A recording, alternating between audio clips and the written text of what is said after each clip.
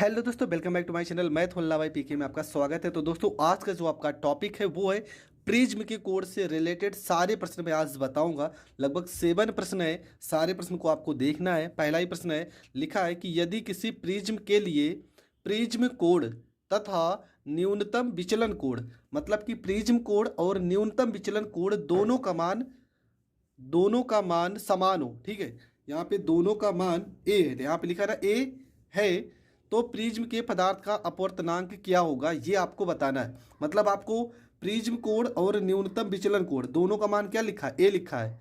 तो सवाल आप पढ़ चुके होंगे और लिख भी चुके होंगे। तो सवाल को कैसे हल करना है, तो सबसे पहले हमें प्रिज्म का फार्मूला पता होना चाहिए।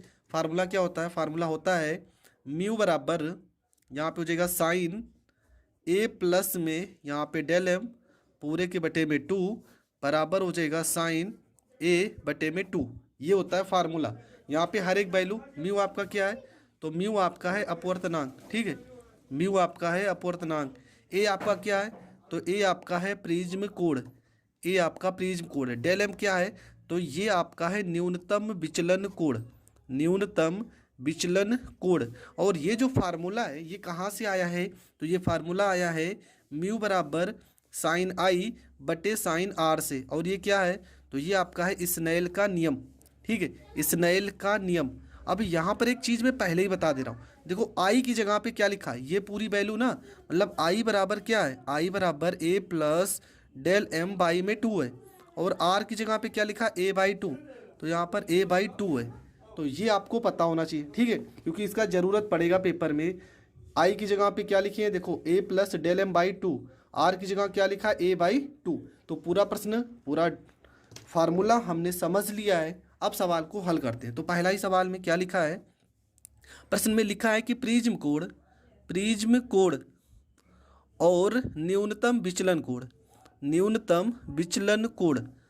ठीक है, प्रिज्म कोण और न्यूनतम विचलन कोण दोनों के दोनों वैल्यू क्या है, दोनों के दोनों वैल्यू बराबर है। मतलब क्या है, ए। देखो प्रश्न में यही तो लिखा है कि प्रिज्म कोण और न्यूनतम विचलन कोण बराबर है। तो आपको हल कैसे करना है, मतलब प्रिज्म कोण को हम ए से प्रदर्शित करते हैं, इसका मान दिया ए, और विचलन कोण को डेल एम से प्रदर्शित करते हैं और इसका मान भी दिया ए। मतलब प्रिज्म कोण भी ए है और डेल एम भी ए है। हम सवाल को फार्मूले पे लाते हैं। तो फार्मूला हो जाएगा म्यू बराबर, यहाँ पे हो जाएगा साइन ए प्लस में डेल एम बटे में 2 पूरे के बटे में हो जाएगा साइन ए बाई में 2 हो जाएगा। ठीक है, यहाँ पर हो जाएगा म्यू बराबर हो जाएगा यहाँ पे साइन ए की जगह पे ए, डेल एम की जगह पे ए बटे में यहाँ पे 2 पूरे के बटे में साइन यहाँ पर ए बाई में 2। अब क्या हो जाएगा, यहाँ पर हो जाएगा म्यू बराबर हो जाएगा साइन हो जाएगा, ए में ए जोड़ोगी हो जाएगा 2a बटे में 2 हो जाएगा, और नीचे आपका हो गया साइन ए बाई में 2 हो गया।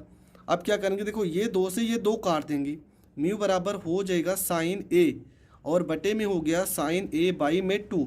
अब देखो यहाँ पे मैं एक फार्मूला बता रहा हूँ, साइन ए का फार्मूला होता है, क्या होता है, 2 साइन ए बाई में 2 कॉस ए बाई में 2, ये साइन का फार्मूला होता है। तो इस फार्मूले का यूज यहाँ पे हम करेंगे। म्यू बराबर हो जाएगा 2 साइन ए बाई में 2 कॉस ए बाई में 2 हो जाएगा, और बटे में आपका लिखा है साइन ए बाई में 2। देखो साइन ए बाई 2 से साइन ए बाई 2 कट जाएगा, और आपका जो उत्तर आएगा म्यू बराबर में 2 कॉस ए बाई में 2, और ये आपका हो जाएगा करेक्ट आंसर। तो दोस्तों, ये आपका पहला प्रश्न हो गया कंप्लीट। आई होप आपको ज़रूर समझ में आया होगा। प्रश्न नंबर 2 में क्या लिखा है, प्रश्न नंबर 2 में लिखा है कि कांच के एक प्रिज्म का कोण 60 अंश है। मतलब ये किसका वैल्यू दिया है, तो ये ए का वैल्यू दिया है 60 अंश, तथा अल्पतम विचलन कोण 39 अंश दिया है। ये किसका वैल्यू है, तो ये डेल एम का वैल्यू है। तो कांच का अपवर्तनांक मतलब क्या निकालना है, म्यू निकालना है। तो फार्मूला और सवाल तो आपको पता ही है, सवाल आप ज़रूर लिख लेना। और यहाँ पर देखो विचलन कोण कितना लिखा है, 39 अंश। जब भी ऐसी वैल्यू आएगी तब मान ज़रूर दिया होगा, तो इसका मान भी संकेत में दिया है, तो संकेत में आपकी वैल्यू दिया रहेगा। ठीक है, साइन 49.5 अंश बराबर 0.76। तो सारा प्रश्न आप लिख चुके हैं। अब प्रश्न को हम हल करते हैं। प्रश्न नंबर 2 में क्या दिया है, सबसे पहली चीज़ तो आपका दिया है प्रिज्म कोण, मतलब ए का वैल्यू। तो ए का वैल्यू आपका कितना है, तो ये आपका है 60 अंश। ठीक है, और डेल एम का वैल्यू कितना लिखा है, तो ये आपका लिखा है 39 अंश। और आपका क्या आपको निकालना है, अपवर्तनांक निकालना है, जबकि साइन 49.5 अंश का वैल्यू दिया है 0.76। ये संकेत में ज़रूर दिया होगा। फार्मूला लगाते हैं, तो फार्मूला है म्यू बराबर में यहाँ पर साइन हो जाएगा ए प्लस में यहाँ पे डेल एम बटे में आपका 2 हो जाएगा, पूरे के बटे में साइन यहाँ पर ए बटे में 2 हो जाएगा। अब क्या करेंगे, यहाँ पे फार्मूला लगाएंगे, म्यू बराबर हो जाएगा यहाँ पे साइन ए का वैल्यू आपका दिया है 60 अंश और प्लस में हो जाएगा 39 अंश बटे में हो जाएगा 2, बटे में हो जाएगा साइन ए की जगह पे 60 अंश बटे में हो जाएगा 2 हो जाएगा। यहाँ पे वैल्यू उठा के रखते हैं तो हो जाएगा म्यू बराबर में साइन 60 में 39 जोड़ेंगे तो हो जाएगा 9 हो जाएगा, 6 3 9 99 बटे में 2 हो जाएगा। और साइन यहाँ पे हो जाएगा 30 अंश हो जाएगा, 2 से 60 को काट देंगे तो 30 अंश, मतलब म्यू बराबर हो जाएगा 2 से 99 को काट देंगे तो 2 चौको 8, एक हासिल जाएगा 2 9 18, 2 पंचे 10, मतलब 49.5 अंश आ जाएगा। और नीचे आ जाएगा साइन 30 अंश, और साइन 49.5 अंश का वैल्यू प्रश्न में दिया है 0.76 और साइन 30 अंश का वैल्यू होता है 1/2। अब ये 2 जाएगा ऊपर हो जाएगा गुणा, तो हो जाएगा वैल्यू म्यू बराबर 2 छंग 12, 2 सत्ते 14, 1 15, कितना आ जाएगा, तो 2 अंक पे दशमलव तो 1.52 और ये आपका हो जाएगा करेक्ट आंसर। तो ये प्रश्न भी आपका हो गया कंप्लीट। बढ़ते हैं प्रश्न नंबर 3 की ओर। तो प्रश्न नंबर 3 में देखो क्या लिखा है। प्रश्न नंबर 3 में लिखा है कि किसी प्रकाश की किरण के लिए न्यूनतम विचलन कोण 56 अंश है। यदि प्रिज्म का अपवर्तनांक का मान, यदि प्रिज्म का अपवर्तक कोण, ठीक है, प्रिज्म का कोण 60 अंश है तो उसके पदार्थ का अपवर्तनांक का मान ज्ञात कीजिए। जबकि साइन 58 अंश का वैल्यू दिया है 0.8480। ये साइन 58 अंश की वैल्यू दिया है। मतलब क्या क्या प्रश्न में दिया है, विचलन कोण मतलब कि डेल एम का वैल्यू दिया है और प्रिज्म कोण मतलब ए का वैल्यू दिया है। तो दोनों वैल्यू अगर पता है तो हम सवाल को सॉल्व कर लेंगे। सीधा आपको फार्मूला ही लगाना है और कोई भी चेंज नहीं करना है। तो आपका प्रश्न नंबर है 3, ठीक है। प्रश्न नंबर 3 में क्या करना है, तो प्रश्न नंबर 3 में आपको लगाना है सीधा फार्मूला। तो फार्मूला क्या है इसका, पहले यहाँ पे वैल्यू लिख लेते हैं। ए का वैल्यू कितना दिया है, तो ए का वैल्यू लिखा है आपका, कितना लिखा था प्रश्न में, तो ए का वैल्यू है 60 अंश और विचलन कोण मतलब डेल एम का वैल्यू कितना दिया, तो ये आपका लिखा है 56 अंश लिखा है। और एक संकेत दिया है साइन 58 अंश का संकेत दिया है 0.8480, ये आपका संकेत दिया है। तो चलो प्रश्न को सॉल्व करते हैं। तो यहाँ पे फार्मूला म्यू बराबर में साइन हो जाएगा ए प्लस में डेल एम पूरे के बटे में 2 बराबर हो जाएगा साइन ए बटे में 2 हो जाएगा। ये हो जाएगा म्यू बराबर, यहाँ पे हो जाएगा साइन ए की जगह पे 60 अंश प्लस में 56 अंश बटे में 2 हो जाएगा और नीचे हो जाएगा साइन ए की जगह पे 60 अंश बटे में 2 हो जाएगा। अब यहाँ पे वैल्यू जो कट रहा है उसको काट देंगे। यहाँ पे हो जाएगा म्यू बराबर हो जाएगा, यहाँ पे साइन हो जाएगा, यहाँ पे 6 हो जाएगा, 6 5 11 116 अंश बटे में 2 हो जाएगा और नीचे हो जाएगा साइन यहाँ पर 30 अंश हो जाएगा।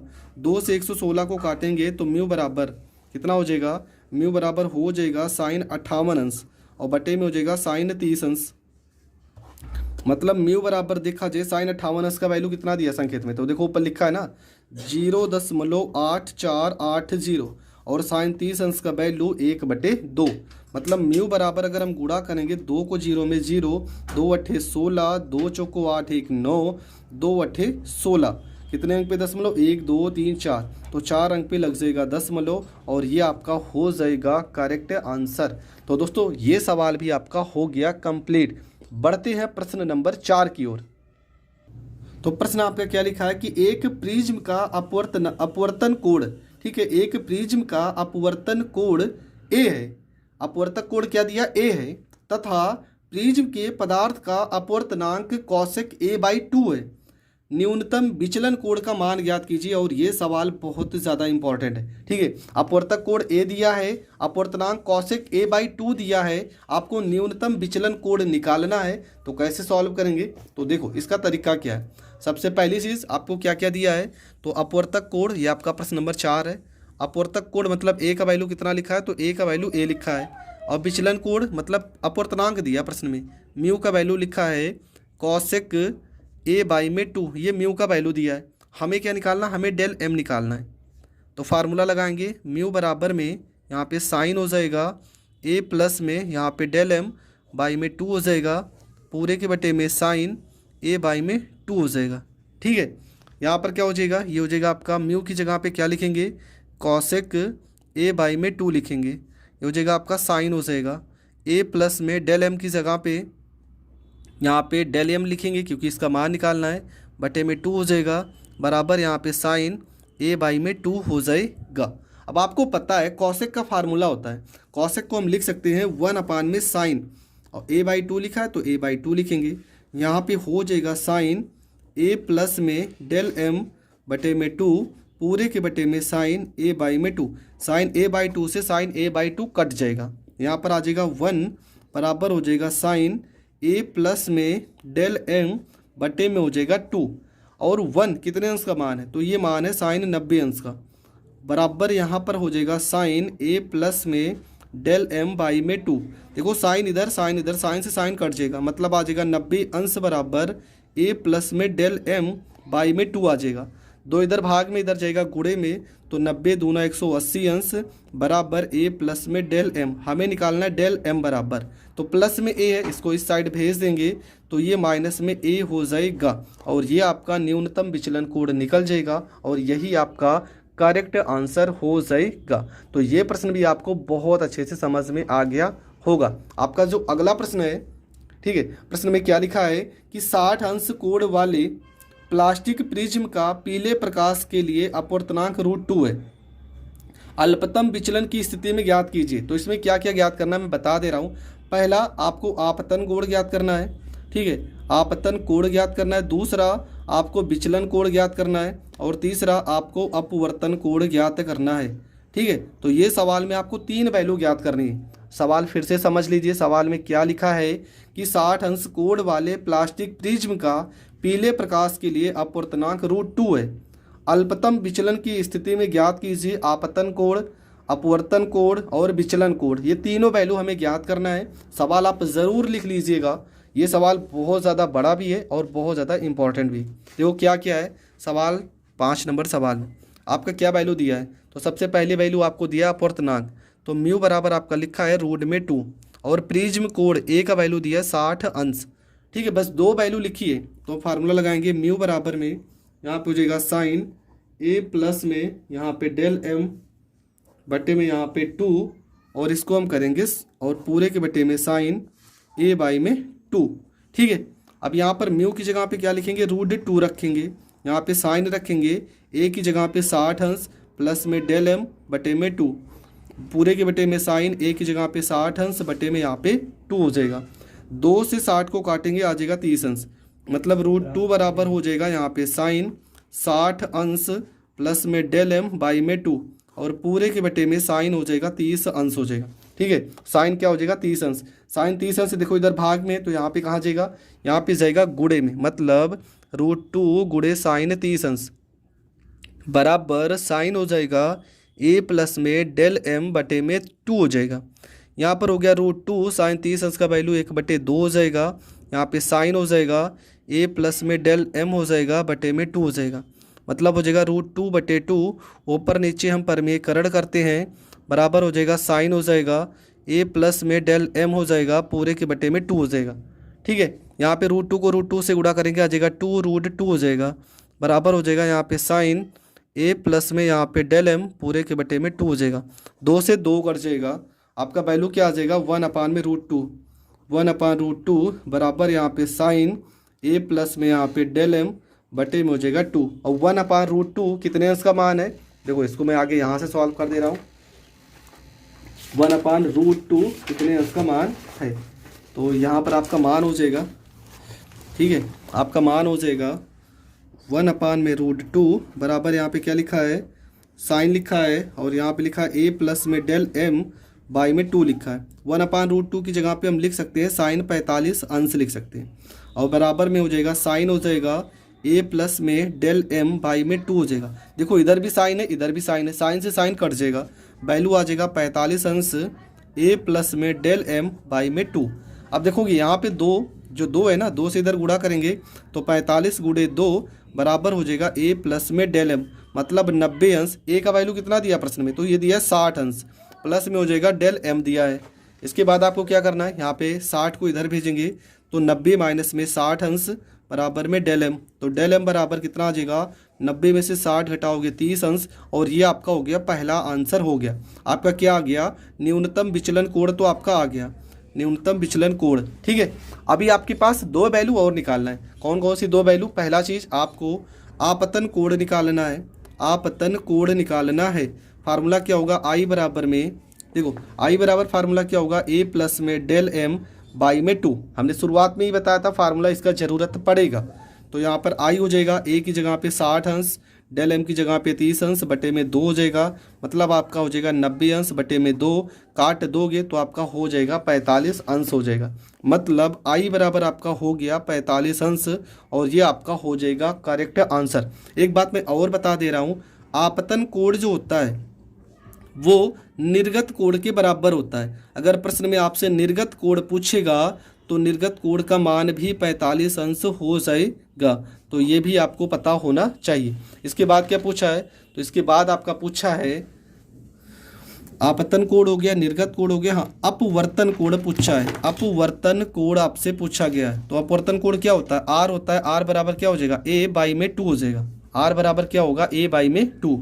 तो यहाँ पर हो जाएगा आर, ए का वैल्यू कितना दिया है, तो ए का वैल्यू दिया है 60 अंश बटे में 2, अगर इसे काट दोगे तो ये हो जाएगा 30 अंश, और ये आपका हो जाएगा करेक्ट आंसर। तो दोस्तों ये सवाल भी आपका हो गया कंप्लीट। बढ़ते हैं अगले सवाल की ओर। तो आपका जो अगला सवाल है क्या लिखा है, इसमें लिखा है किसी पतले प्रिज्म का प्रिज्म कोण 4 अंश है, किसी पतले प्रिज्म का प्रिज्म कोण 4 अंश है तथा इसके पदार्थ का अपवर्तनांक 1.5 है, तो प्रिज्म द्वारा उत्पन्न न्यूनतम विचलन कोण ज्ञात कीजिए। क्या ज्ञात करना है, न्यूनतम विचलन कोण। तो देखो सवाल में क्या क्या दिया है, प्रिज्म कोण दिया मतलब ए का वैल्यू दिया है, अपवर्तनांक मतलब म्यू का वैल्यू दिया है, हमें निकालना है डेल एम न्यूनतम विचलन कोण। पर सवाल चेंज हो गया, सवाल में एक शब्द आ रहा है आपका किसी पतले प्रिज्म के लिए, और जब पतले प्रिज्म के लिए सवाल पूछेगा तब आपका फार्मूला जो होगा वो चेंज हो जाएगा। तो फार्मूला यहाँ पे क्या यूज होगा, फार्मूला हो जाएगा आपका म्यू डेल एम बराबर हो जाएगा म्यू माइनस 1 यहाँ पर ए। ठीक है, अब ये आपका फार्मूला हो जाएगा। ये किसका फार्मूला है, तो ये आपका पतले प्रिज्म के लिए फार्मूला, मैंने प्रिज्म का डेरिवेशन बताया, डिस्क्रिप्शन में लिंक है, आप जाकर पढ़ सकते हैं। तो यहाँ पर डेल एम की जगह पे यही हमें निकालना है। प्रश्न में इसका वैल्यू तो दिया नहीं है, नहीं दिया है, तो यहाँ पे डेल एम बराबर हो जाएगा म्यू की जगह पे 1.5 माइनस 1 हो जाएगा, और ए की जगह पे आपका हो जाएगा 4 अंश हो जाएगा, जो हो जाएगा डेल एम 1.5 में से 1 घटाएंगे तो 0.5 गुणे में 4 अंश हो जाएगा, और डेल एम बराबर हो जाएगा 4 पंचे 20 मतलब 2.0, और ये आपका हो जाएगा करेक्ट आंसर। तो ये सवाल भी आपका हो गया कंप्लीट। अब मैं एक सवाल आप लोग को होमवर्क दे रहा हूँ, और ये सवाल का आंसर आप कमेंट बॉक्स में ज़रूर करना। ठीक है, सवाल क्या है, सवाल पतले प्रिज्म का है, सवाल है आपका पतले प्रिज्म का, और आपका विचलन कोण 3 अंश दिया है, विचलन कोण 3 अंश दिया है, और प्रिज्म कोण 6 अंश। ये सवाल इंपॉर्टेंट है बहुत, 1 नंबर में बहुत बार पूछा गया है। विचलन कोण 3 अंश है और प्रिज्म कोण 6 अंश है, तो आपको पदार्थ का अपवर्तनांक मतलब म्यू का वैल्यू ज्ञात करना है। तो ये सवाल आपको ज़रूर आना चाहिए, क्योंकि इस तरह के सवाल पेपर में पूछे गए हैं। प्रिज्म से रिलेटेड जितने भी महत्वपूर्ण सवाल थे मैंने सारे सवालों को बता दिया है। आई होप आपको वीडियो ज़रूर पसंद आई होगी। अगर पसंद आई है तो प्लीज़ चैनल को ज़्यादा से ज़्यादा लोगों तक ज़रूर शेयर करें, और चैनल पर नए हैं तो चैनल को सब्सक्राइब करें। जय हिंद, जय भारत।